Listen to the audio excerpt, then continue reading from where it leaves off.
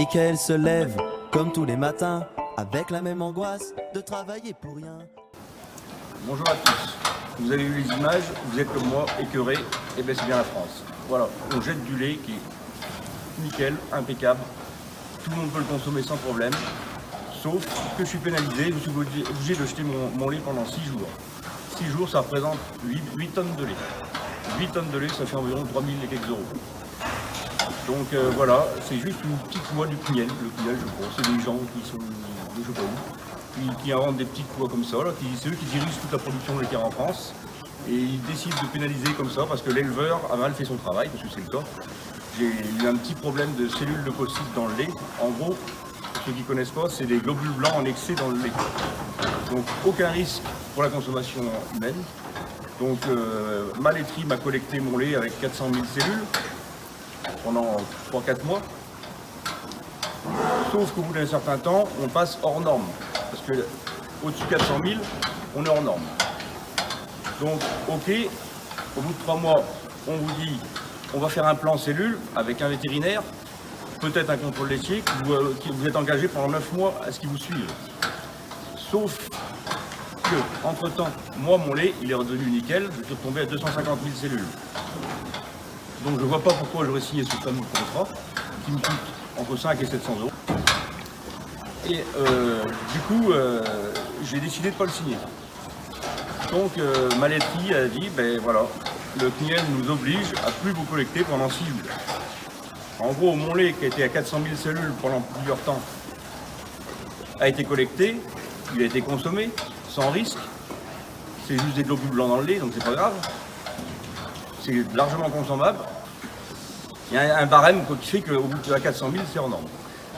Alors maintenant que je suis redescendu à 240 000 cellules, je n'ai pas signé le contrat, donc ma laiterie, sous les ordres du CNIEL, parce qu'elle n'a pas le choix, la pauvre laiterie, elle doit faire appliquer la loi. Elle dit, eh bien, puisque tu n'as pas signé le contrat, tu jettes ton lait. 8 tonnes de lait, comme tout à l'heure. 8 tonnes de lait, en gros, ça représente 7000 briques de lait. Donc, la cerise sur le gâteau, c'est que je ne peux même pas les donner au Resto du Cœur ni à personne. Il faut que ça passe par la laiterie. Donc, mon lait, je le mets carrément dans le caniveau, comme vous avez vu. Et puis voilà. Et donc, tout va bien dans ce beau petit pays où que tout le monde mange à sa faim, pratiquement, sauf quelques-uns, malheureusement. Et qu'en plus, on sait qu'il y a 10 millions de gens sur la Terre qui meurent de faim, qui meurent de faim. Le Covid, 2 millions, vous donnez une ordre de grandeur. 2 millions, et par contre, il y en a un qui est contagieux et pas l'autre. Donc il y a un problème qui est plus facile à régler que l'autre. Cherchez l'erreur. Mais c'est normal, on est encore en France. Alors je suis d'accord qu'il y ait un contrat, un accord qui dirige tout ça, parce qu'il faut bien des limites quelque part. Le seul truc que je demande, puis peut-être que mes amis éleveurs sont pareils, c'est qu'au moins qu'il y ait un peu de souplesse. Une fois que le problème est réglé, pourquoi pas, quel est l'intérêt de jeter du lait qui est propre? Pourquoi pas rajouter un mois au gars pour faire ses preuves et puis que tout marche? Parce que jeter du lait pour 6 jours, ça règle quoi comme problème? Aucun problème. Je ne vois pas la raison de jeter du lait. C'est complètement... J'ai honte pour eux, ceux qui ont fait cette petite là.